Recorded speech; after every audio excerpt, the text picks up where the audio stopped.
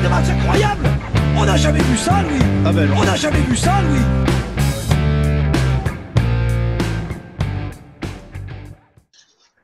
C'est l'heure du barbecue, c'est parti. C'est pas le deuxième, ça va être le bonus du premier parce que l'affaire Bennett-Siebold, on pouvait pas s'en tenir là. Ils ont fini l'histoire, il fallait qu'on finisse aussi. Toujours avec Laurent Garnier. Salut Laurent. Salut, salut. Bon, je vais faire un bref résumé, pas depuis le début, vous avez qu'à écouter le podcast numéro 1, on vous mettra le lien. Mais là où on en était resté sur une conférence de presse des Broncos qui annonçait que Bennett avait un an de contrat et qu'il allait l'honorer. Après quoi, un des proprios, qui est à hauteur de 20-25%, s'est réveillé en disant c'est pas possible, il va falloir régler cette affaire parce que sinon les Rabbitohs et les Broncos vont se battre pour la cuillère de bois. Donc quand le portefeuille a parlé, on pouvait se douter qu'il allait se passer quelque chose. Ce quelque chose, c'était une conférence de presse de Wayne Bennett. Alors là, j'avais un message sur mon téléphone portable à 3h30 du matin de Laurent qui me dit « Attention, swap imminent ». Bon, je l'ai eu qu'à 7h, donc j'ai parcouru partout, j'ai cherché, qu'est-ce qui s'est passé? Rien du tout. L'ami Bennett a été très très bon. Il a fait une conférence de presse pour dire qu'il lui restait une nom de contrat et qu'il allait rester. Donc il a peu obligé les Broncos à le virer, ce qu'ils ont fait dans les heures qui suivent, je crois que ça n'a pas duré trop longtemps. Donc Bennett a eu tout le monde, hein. Génie sur le terrain et génie du mal dans les coulisses, non? On peut dire ça.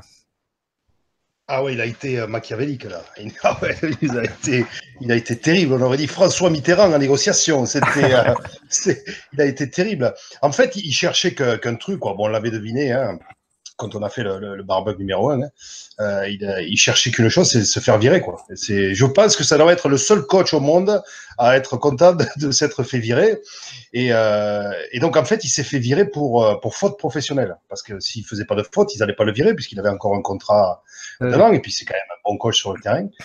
Donc, il s'est fait virer pour faute professionnelle parce que, bien sûr, il était en contact avec des joueurs de South Sydney, mais c'était des joueurs anglais, dont Sam Burgess. Donc, ça pouvait être mais moi je parle pas de ce qui va se passer dans la saison ou ce qui va se passer en 2020, je parle simplement de l'Angleterre. Bon, le patron des Broncos, il dit bon allez c'est bon, on coupe la poire en deux, tu prends pas 2 millions, t'en prends qu'un pour faute professionnelle et on fait l'échange immédiat, ce qui est quand même c'est mieux quoi, c'est beaucoup mieux pour tout le monde. Par contre Julien, il y a eu quand même des damages, comment ça, je parle comme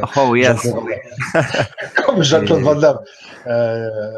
Je perds aussi, oui, des répercussions. Ouais, voilà, donc des répercussions pour notamment des dommages. Ça y est, j'ai réussi, des dommages collatéraux, oui.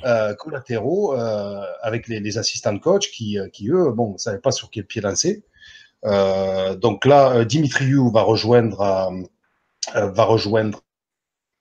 Net à South Sydney, mais par contre pour son préparateur physique et puis pour Scott Baker, tout le monde connaît en France Scott Baker puisqu'il a été le statisticien avec John Mooney de l'équipe de France en 2008. Hein.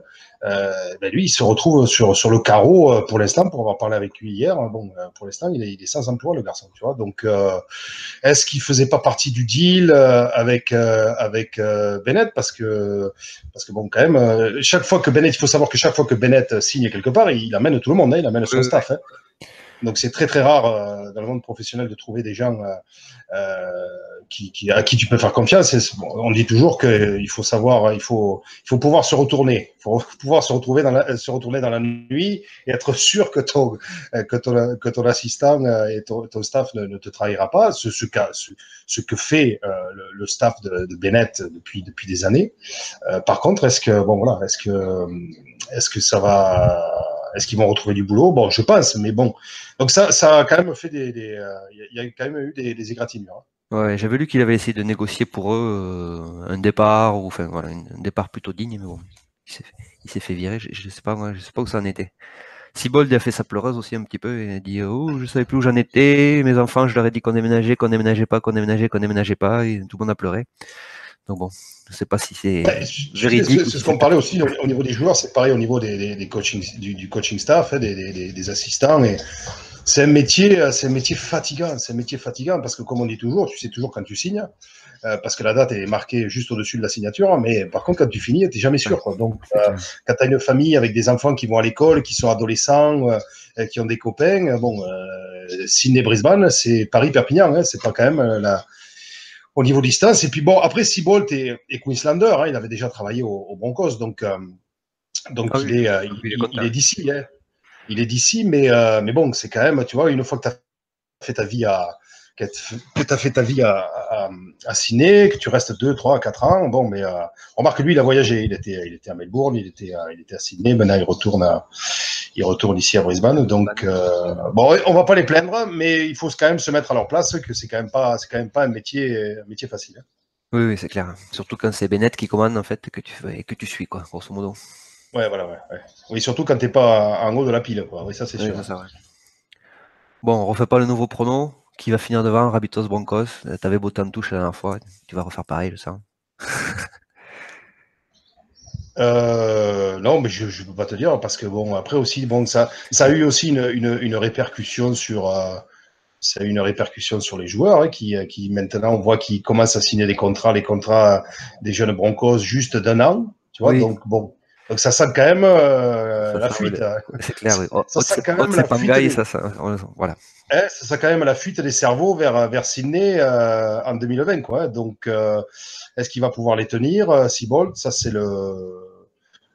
la question, c'est la grande question. Après, je pense que Bennett aura quand même beaucoup plus les coups des franches pour bosser s'il arrive à s'entendre avec le gladiator, Russell Crowe, qui quand même met son nez un peu partout. Donc, on va voir. Ça fait une belle guerre d'ego. Trop réunion. Ouais. Ah oui, là, l'ego, là. Ah, c'est ego NRL. Hein. C'est clair. Oui, Haute Sepangay, j'ai fait un article vite fait. Ils ont déclaré il faut que je prouve à Seabolt que je vaux mon contrat. Non, pipeau, quoi. Les mecs, oui, c'est bon, ils sont déjà assez bons comme ça. Ils n'ont rien à prouver, mais ils font une petite année juste. Allez, l'année prochaine, on verra où ils signeront. Ouais.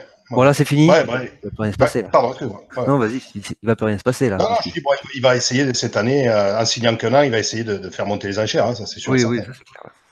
Ouais. Alors, on peut dire que c'est fini. On est bon. On met un point final à cette histoire. J'espère que c'est fini. Parce que, c'est fini parce que là, quand même, c'est Dallas. Hein, donc, et puis ils ont pris du retard. Ils ont quand même pris un mois de retard dans la préparation. Parce que, bon, même si les joueurs avaient repris, bon, quand tu sais pas qui c'est qui drive le bateau, bon, c'est quand même assez difficile. Hein, donc, je pense qu'ils vont vraiment s'y mettre là, maintenant. Quoi. Ils ont commencé cette semaine, hein, en fait, la pré-saison. Oui, c'est clair. Plus sérieusement, c'est clair. Bon, rendez-vous pour le premier Broncos Rabitos. Je sais pas regarder le calendrier, mais ça va arriver vite, ça. Ouais. Allez, on va vous laisser. Faites un petit bonus. Pardon, oui, vas-y. Non, je dis, on va se régaler à ce match. On va se régaler. Là, c'est sûr que. En plus, tu connais les médias ici, ils vont te faire monter la sauce 2 semaines avant. Ça va être. Il suffit qu'ils gagnent quelques matchs. Il suffit qu'ils gagnent quelques matchs avant, que ce soit le premier contre le deuxième ou le deuxième contre le troisième. Tu m'as compris. Ça va être le state of origin avant le state of origin. C'était clair, ça va être beau. On a hâte. Bon, allez, on vous laisse. Il y a un deuxième barbecue qui arrive dans la foulée. Ça, pas de spoil, vous aurez qu'à cliquer pour connaître le sujet. Allez, ciao. Ciao, Julien.